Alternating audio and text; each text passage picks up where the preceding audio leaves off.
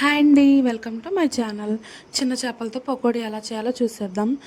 చిన్న చేపలతో పకోడీ అనుకుంటున్నారా? మీకు తెలిసింది చికెన్ పకోడీ లేదా ఉల్లి పకోడీ. కానీ ఈ చిన్న చేపలతో పకోడీ మీకు చూడాలి, తెలుసుకోవాలి అనుకుంటే మన వీడియో లాస్ట్ వరకు స్కిప్ చేయకుండా చూసేయండి.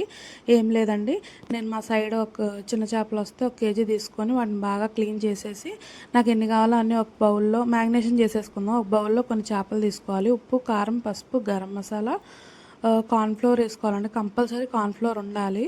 దాన్ని స్కిప్ చేయడానికైతే లేదు. అది ఉంటేనే టేస్ట్ ఉంటుంది. మీకు ఒకవేళ సరిపోతుంది లేదు చూసుకొని దాన్ని బట్టి మళ్ళీ కొంచెం కావాలంటే యాడ్ చేసుకోవచ్చు. లాస్ట్‌లో గరం మసాలా ఒక హాఫ్ హాఫ్ స్పూన్ వరకు యాడ్ చేసుకోవాలండి. బాగా కలుపుకోవాలి. ఎంత బాగా కలుపుకుంటే అంత టేస్ట్ ఉంటుందన్నమాట. లాస్ట్‌లో ఉప్పు కూడా చూసుకొని కలుపుకోండి కొంచెం.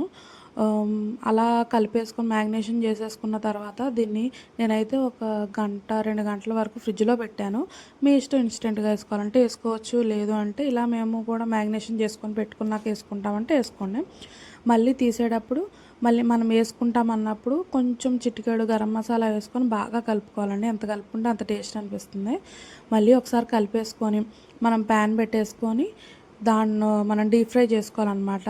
చాలా అంటే చాలా సింపుల్ అండి. పిల్లలు కూడా చాలా ఇష్టంగా తింటారు. మ్యాక్సిమం పిల్లలు అయితే చిన్న చేపలు తినరు. ఒకవేళ ఇలా చేసి పెడితే మాత్రం చాలా ఇష్టంగా తింటారు.